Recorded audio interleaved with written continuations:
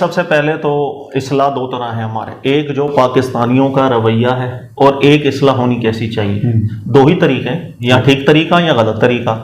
ٹھیک طریقہ کار یہ ہے کہ کوئی بھی انسان ہے رسول اللہ صلی اللہ علیہ وسلم کے بعد، چونکہ نبوت تو اب ہے نہیں، غلطی ہر انسان سے ہوتی ہے اور ہوگی۔ علماء سے بھی غلطیاں ہوتی ہیں، مفتیان سے بھی غلطیاں ہوتی ہیں، مجتہدین سے بھی غلطیاں ہوتی ہیں۔ یہ سلسلہ قیامت تک رہے گا۔ کوئی ایک انسان ایسا نہیں کہ کبھی اس کی زبان نہ پھسلے، کبھی اس کی قلم جو ہے وہ اس لکھنے کے اندر مسامحت نہ آ جائے، ایسا ہو ہی نہیں سکتا۔ عام مسلمان ہو یا کوئی بھی عالم دین یا علم والا شخص ہو، اصلاح کا طریقہ کار یہ ہوتا ہے کہ آپ نے اس میں سدھار لانا ہے، جو غلطی ہے وہ ختم ہو جائے۔ اس لیے کہ کوئی بھی شخص کلمہ گو ہوگا وہ یقیناً ہمیں ایک حسن ظن رکھنے کا حکم، واجبی حکم ہے۔ ہم بدگمانی کسی کے ساتھ نہیں کر سکتے، چاہے کسی کی زبان سے بظاہر کلمہ ہمیں اچھا نہیں لگ رہا ہو۔ انسان ہے، غلطی ہو جاتی ہے، اور خاص طور پر بیان کرتے ہوئے کبھی توجہ ادھر ادھر مبذول ہو جاتی ہے، کچھ سامنے شخص ایسا آ جاتا ہے کہ ذہن ڈائیورٹ ہو گیا، کہنا کچھ چاہ رہا ہے نکل کچھ گیا۔ یہ سب چیزیں ممکن الوقوع ہیں، سامنے مشاہدہ ہوتا ہے، ہو جاتا ہے۔ اچھے طریقے سے اصلاح کرنی چاہیے، اور اگر کوئی سامنے عالم دین ہے، آپ کی اصلاح سے اچھی نیت ہونی چاہیے کہ جو گرد ان کے قدموں میں لگ گیا، ہم کوشش کر رہے ہیں وہ گرد دور کرنے کی۔ دوسرا طریقہ کار یہ ہے جو پاکستانیوں کا ہے، اور وہ بالکل واضح ہے، وہ کسی کی غلطی اور خاص طور پر کسی ایسے عالم کی غلطی ہو جو آپ کے فرقے کا نہیں، بس ہمیں تو طاق میں بیٹھے ہوں گے، ہمیں کوئی کمزور پوائنٹ ملے، پھر ہم اچھالیں اس کو کہ اس نے توہین کر دی، گستاخی رسول کر دی، اس نے قرآن کی توہین کر دی، سامنے والے کی نیت ہو یا سامنے والے کی نیت نہ ہو۔ یہ پاکستانیوں کا رویہ ہے۔ میری گزارش ہے تمام سننے والوں سے، بڑے ہو جائیں یار، چھوڑ دیں اب ان پرانے خیالات کو۔ کوئی بھی شخص سے غلطی ہو سکتی ہے، بلکہ وہ شریف انسان ہے۔ طارق مسعود صاحب، میں یقین کریں کہ جیسے ہی یہ معاملہ ہوا اور یہاں پر ایک ہائپ کریٹ کی گئی، فوراً انہوں نے کلپ بنایا اور معذرت کی کہ اگر میرے بیان سے کوئی غلط سمجھ گیا، نہ میری یہ نیت تھی، نہ قصد تھا، رجوع کیا، توبہ کی انہوں نے۔ بڑے ظرف کی بات ہوتی ہے، اللہ تعالیٰ قبول کرے، لیکن اس کے باوجود بھی یہ شرارتیں چلتی چلی جائیں گی، کیونکہ یہ شرارت کا جو مقصد ہے وہ کسی کی اصلاح نہیں، مقصد ذلیل کرنا، اپنا حصہ ملانا ہوتا ہے، ملانا، حصہ ملانا، یہ ہے وجہ۔ اچھا، جیسے آپ کہہ رہے ہیں کہ علماء سے بھی غلطی ہو جاتی ہے، قلم سے بھی غلطی ہو جاتی ہے، تو ماضی میں اس کی کوئی مثالیں آپ کے پاس موجود ہیں؟ اور قرآن پاک ہمیں اس کے بارے میں کیا ہدایت دیتا ہے؟ قرآن پاک سے ہم نے کاش رہنمائی لی ہوتی۔ سب بدقسمتی ہماری صرف یہ ہے کہ ہم نے قرآن سے رہنمائی لینا چھوڑ دی ہوئی ہے۔ قرآن پاک نے بھی اس کی بہت پیاری مثال دی ہے کہ ایک کلمہ گو اگر اس کی زبان پھسل جائے، اس کی نیت رسول اللہ صلی اللہ علیہ وسلم کے حوالے سے کوئی بے ادبی کی نہ ہو، لیکن الفاظ کسی اور مقصد سے، کسی اور وجہ سے، کسی اور ارادے سے الفاظ اچھا چناؤ نہ بھی کر سکے، کفر کا حکم اس پر نہیں جاتا۔ اصلاح کی جائے گی، توبہ طائب وہ ہو جاتا ہے، بہت اچھی بات۔ سب سے بہترین اس کی مثال میں آپ کو دیتا ہوں، سورہ یوسف اگر آپ نکالیں گے اور شروع ہی کے اندر اگر آپ مطالعہ کریں گے، جب اللہ تعالیٰ نے ذکر کیا کہ آپ کے جو بھائی ہیں ان کو ایک حسد ہو گیا تھا حضرت یوسف علیہ السلام سے۔ اچھا، اس حسد کے بعد آپ غور کیجئے گا، والد صاحب کی توجہ چونکہ زیادہ تھی حضرت یوسف علیہ السلام کی جانب، اب ان لوگوں نے جو دیگر بھائی تھے حضرت یوسف علیہ السلام کی، اس حسد کے اندر آ کر کچھ الفاظ ادا کر دیے۔ لیکن غور طلب بات یہ ہے، جن کے بارے میں الفاظ ادا کر رہے ہیں وہ نبی ہیں، وہ رب کے رسول نبی ہیں، اور الفاظ دیکھیے گا آپ کیا ادا ہو رہے ہیں۔ اذ قالوا ليوسف واخوه احب الى ابينا منا ونحن عصبہ، انہوں نے کہا کہ ہمارے والد صاحب کو حضرت یوسف علیہ السلام اور ان کے جو بھائی ہیں ان سے زیادہ محبت ہے، لگاؤ ہمیں لگ رہا ہے ہم سے بہت کم ہے۔ یہ ایک مادہ ان کے دلوں میں پیدا ہو گیا۔ آگے الفاظ سنیے گا، ان ابانا لفی ضلال مبین، ضلال مبین کا اطلاق کیا ان بیٹوں نے اپنے والد کے لیے۔ والد تھے رب کے رسول، رب کے نبی ہیں والد۔ سر اب تھوڑا سا غور کیجئے گا، یہاں پر اللہ تعالیٰ نے تو ان بھائیوں کو کافر قرار نہیں دیا۔ اگر آج کسی کے منہ سے غلطی سے ضلال مبین کا لفظ نکل جائے، ایمانداری سے آپ بتائیں ہمارا ری ایکشن کیا ہوگا؟ حالانکہ ہم اطلاق کر نہیں سکتے، اس لیے یہاں غور کیجئے گا، جب ان بچوں کے منہ سے یعنی ان بھائیوں کے منہ سے ضلال مبین کا لفظ نکلا، پیچھے فوراً اللہ نے اطلاق بتا دیا، ان ابانا، وہ یہاں ابا ہونے کی حیثیت سے گفتگو کر رہے تھے، نبی اور رسول ہونے کی حیثیت سے گفتگو نہیں تھی۔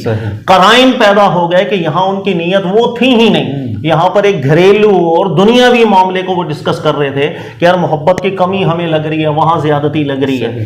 کچھ قرائن ہیں، اللہ تعالیٰ نے بھی کوئی کفر کا حکم انہیں نہیں دیا. انہوں نے بعد میں جا کے توبہ طائب بھی ہوئے تو یوسف علیہ السلام فیملی پوری ایک ہو گئی. تو سر اس سے بڑی رہنمائی آپ کو کبھی مل سکتی ہے جو قرآن پاک نے دے دی؟ کلمہ گو ایمان لانے والا، زبان پھسل جاتی ہے، تعبیر میں غلطیاں لگ جاتی ہیں، یہ قرآن نے ہدایت دی. سر ماضی میں آپ چلے جائیں گے، بہت بڑے بڑے علماء ہیں جن سے ایسی غلطیاں ہو جاتی ہیں تحریر کرتے ہوئے، تقریر کرتے ہوئے. میں کہہ رہا ہوں دور کی مثال ہی نہ آپ لیں، ہمارے یہاں سب سے زیادہ پاکستان میں پڑھے جانے والا کون سا فتاوی ہے؟ فتاوی رضویہ، احمد رضا خان صاحب. سر ان سے متعلق جو علماء ان کی بہت سی تحریرات کے اوپر گرفت کرتے ہیں، ان میں سے بھی ایک تحریر یہی ہے کہ ایک جگہ پر جواب دیتے ہوئے ظاہر انسان ہے، غصہ آ گیا، ایک سامنے والا شخص ہے وہ دلائل غلط بنا رہا، ان کو لگا یہ دلیلیں نہیں ہے، یہ قرآن کی تحریف ہے. اب یہ سمجھانا چاہ رہے ہیں ان کو کہ بھائی قرآن میں تحریف نہیں کی جاتی، لیکن جو انداز آ گیا قلم لکھتے ہوئے سر وہ نامناسب آ گیا، وہ قرآن پاک کی شایان نشان نہیں بنتا. وہ الفاظ میں آپ کو بتا دیتا ہوں. اگر آپ جلد نمبر 14 لیں فتاوی رضویہ کے، صفحہ نمبر 236 لیں، اس کے اندر آپ پڑھ لیجئے گا پیچھے سے جو بھی بحث چل رہی ہے. اور وہ یہ ہے کہ اور ان کی عام جماعتوں نے لکھا اور مذہب اہل سنت اور اجماع صحابہ بتایا، وہ انہی کے کلام سے رد کر دیا جائے. اور کیا یحرفون الکلم عن مواضعہ کے سر پر سینگ ہوتے ہیں؟ یعنی قرآن کی آیت ان کو لگ رہا کہ بھئی یہ یہاں پر تحریف کا معاملہ ہو گیا قرآن کے، اور اللہ تعالیٰ نے قرآن میں آیت نازل کی ہے کہ یحرفون الکلم عن مواضعہ، کہ یہود کی یہ صفت ہے کہ وہ قرآن پاک جو اللہ کا کلام ہے اس سے مقصود بدل دینا، مرادیں بدل دینا، تحریفیں کر دینا. سمجھانا یہ چاہ رہے ہیں کہ قرآن میں تحریف نہیں کی جاتی، لیکن انداز اچھا نہیں ہوا. یحرفون الکلم عن مواضعہ، اس قرآن کی آیت کو ذکر کر کے یا اس کے سر پہ سینگ ہوتے ہیں، نامناسب لے جائے. قرآن پاک سے متعلق ایسا انداز نہیں رکھنا چاہیے. لیکن اس کے باوجود بھی جو انصاف پسند ہے، میں نے آپ کو پہلے ذکر کیا اصلاح کے 2 طریقے ہیں. ایک یہ انسان کو انسان سمجھے، نبی نہ سمجھے. غلطی ہوگی، ہو جاتی ہے، زبان سے بھی، تحریر میں بھی انسان ہے، جذبات میں آ کے کچھ دماغ کہیں اور ہے، ذہن خطا کر جاتا ہے. ایک طریقہ کار یہ ہے کہ خطا کو خطا سمجھے، ان کے لیے مغفرت کی دعا کریں، غلطی ہو گئی لیکن ان کے جو اچھے کام ہیں ان کی تعریف کی جائے. یا دوسرا انداز پاکستانیوں والا وہی ہے کہ ایسی عبارتوں اور ایسی غلطیوں کو اچھال اچھال کے لوگوں کے سامنے بیان کیا جائے اور باقاعدہ سے ٹائٹل بنا دیے جائیں کہ یہ گستاخ، تمیز نہیں تھی قرآن پاک کے حوالے سے گفتگو کرنے کی. انسان کیا کر سکتا ہے؟ سر میرا جو خیال ہے انسان کو پہلے طریقہ کار پہ رہنا چاہیے. ہر انسان سے غلطی ہو سکتی، مجھ سے بھی ہو سکتی ہے، ہوئی بھی ہوگی ماضی میں، کبھی زبان کا پھسل جانا، کبھی کچھ اور ہو جانا، کبھی سمجھانا کچھ مقصود ہو. اللہ تعالیٰ ہمارے دلوں کو وسیع کرے. اور توہین مذہب، توہین قرآن، توہین رسالت، یہ جو ٹائٹل ایکسٹریم لیول کے، اس کے اندر آپ کو قصد بھی ثابت کرنا پڑتا ہے. یہاں قصد نہیں، کوئی کلمہ گو کا قصد نہیں ہوتا. آپ کیسے دل کے حالات کسی پر فتویٰ لگا رہے کہ اس نے دل سے نیت کر کے ایسی بات کی ہے؟ خدا کا خوف کرنا چاہیے، مرنے کے بعد جواب بھی دینا ہے. اللہ تعالیٰ ہمیں ہمارا اصلاح کرے ہماری. اللہ تعالیٰ. اچھا سر، یہ واقعات ہوتے ہیں توہین قرآن کے حوالے سے، توہین رسالت کے حوالے سے، تو اس میں فوراً جو ہے نا یہ ٹائٹل آ جاتا ہے، بھائی گستاخی کر دی، اس کو پھانسی لگا دو، اس کو گرفتار کر لو، اس کے ساتھ ایسا کر دو. یہ فوراً کر دینا، یہ فوراً حرکتیں مچانا، یہ بدتمیزی پر اتارانا، یہ. اور دوسرا یہ کہ اگر ایسا کچھ کرتا ہے کوئی تو کیا فوراً اس پر حکم لگ سکتا ہے؟ یہ حاکم پہلے اس کی توجہ کرے گا، ظاہر ہے وضاحت لے گا اس سے؟ سر بالکل وضاحت بھی لی جاتی ہے. یہ بھی دیکھا جاتا ہے کہ بہت سے نفسیاتی امراض ایسے ہوتے ہیں کہ جس کے اندر انسان جو مذہبی لٹریچر ہوتا ہے نا، اس سے نفرت پیدا ہو جاتی ہے. وہ کہیں پر بھی مذہبی لٹریچر دیکھے گا اس کو پھاڑ دے گا، پھینک دے گا، جلا دے گا.